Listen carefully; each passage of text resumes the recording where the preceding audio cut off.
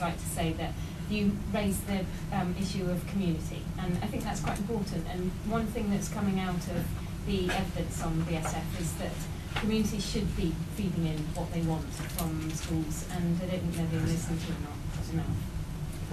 I'd like to just make a comment about the ICT issue. One of the reasons why it's hard to spot the impact that ICT has on children's learning, I think, is the following. I think ICT has an incredible opportunity for enhancing and developing young people's learning. What's happening, though, is that the young people who already learn well and achieve high are the ones who are benefiting from it, because they're the ones who are coming from households who are used to using it from when they're tiny. And there's a huge section of the community. We tend to think ICT is being ubiquitous in society, and it's not anymore. It is within particular classes in particular places. I was in a primary school in Gateshead the week before last, and they now have an ICT suite in nursery. And I said, oh, well, that's interesting. I haven't seen that before. Then what proportion of the kids here have them at home or have used them before? And they said, well, over 2/3 of them have never touched a keyboard before in their lives before they turn up again. It is an absolutely massive problem. It is a fantastic resource for enhancing and developing learning. It is accessible to a particular set of society who are using it to move further away faster, and we've got to find a way to connect the other people. Ty, I know you had a question, and then the lady here, if you'd like to ask. A couple of comments, Chair, and then I'm going to save you with a question. We've got to be really careful about the evidence base. There's a pitiful lack of evidence, and even the PwC report is not very sturdy. We also, I think, have to realise that this is going to be a massive political issue at the next general election. I think it's going to be a very, very interesting political battleground. And also, I think we ought to realise that investment in buildings is also an investment in teachers.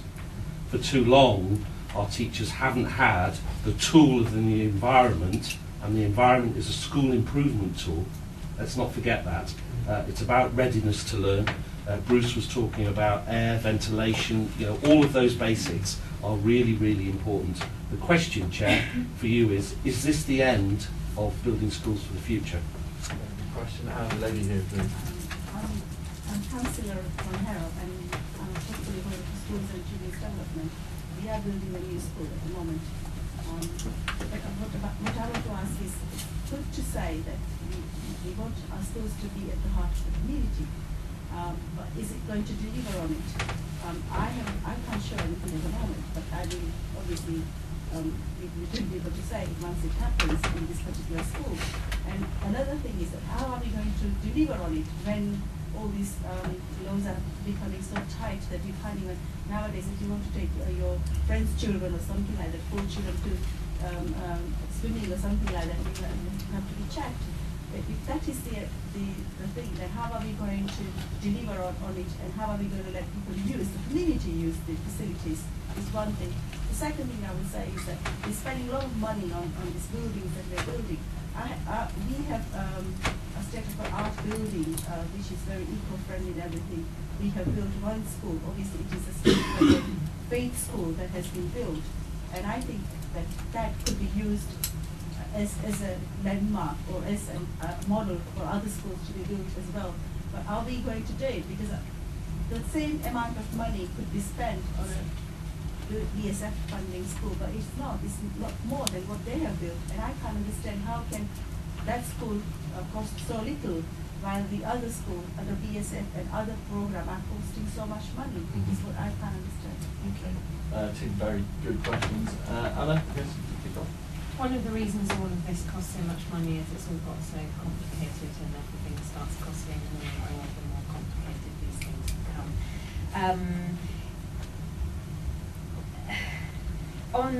Is this the end of BSF? I think it probably, whatever, we're going to have to lose the name, because I'm sure there are a lot of people who wake up in the night really sweating, not just because they've been bullied by PFS, but just because the whole procedure has just become so nightmarish. I hope that there will still be a decent fund for investing in schools' capital. It needs to happen. The procurement side of the project has got slightly less messy, but is still very messy. There's a need for a building estates fund. But please, please, please, can we ditch the educational transformation nonsense? Great. I guess if I could ask you, and also maybe I could put a supplementary question to Ty. Do you think a possible Tory government actually thinking about the ramifications of killing BSF in terms of the wider economy, especially the construction industry? A lot of jobs are involved in it, and everyone's looking to it. Well, I would go back to the purpose of what we're trying to do, and what we're trying to do is actually improve the education, and we have to ask ourselves whether we're doing that well or not, and the answer is no, we're not, at which point we need to make sure that we allocate our resources where it will have the maximum impact to transform the life opportunities of young people who have consistently been failed and let down. So that's where we should be. And we need to get away from worrying about where this puts us relative to the dividing lines of the political black hole that someone's trying to trick us into it, and doing the right bloody thing by children who are being let down, and it's a disgrace.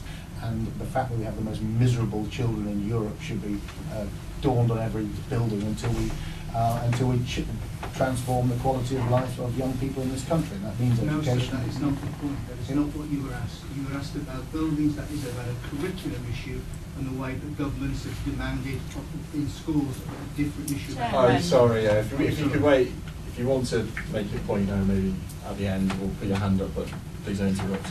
Sorry, Greg. Oh, I was probably going too long anyway, probably quite right.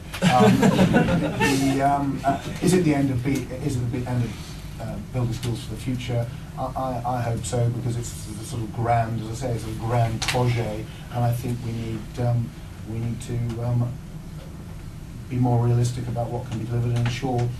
If we want to ensure the money goes where it's most needed in order best to respond to the things I've said should be our priorities, then who should best do that? Well, according to another thread that we talk about a lot, all oppositions do, we'll see what happens in government, is that we believe that we should devolve power, that the people best able to decide what happens in Hull, notwithstanding history, they might need the odd prompt if they keep failing, but is actually people there locally. They should build on what's working there, and they should be given the resources to do so. They shouldn't have someone like me going somewhere else, seeing some model and deciding to impose it everywhere because it looks quite good.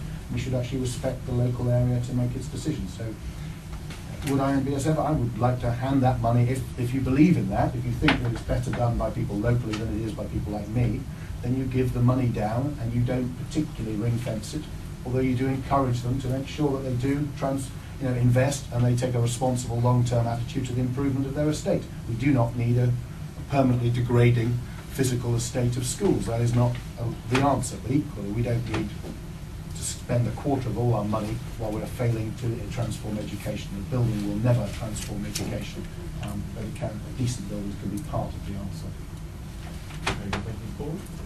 I wouldn't want to have to argue that the only way of improving the use of space in schools is by rebuilding the school entirely. And I'm very excited by the stuff the British Council has been doing in that area in order to do it.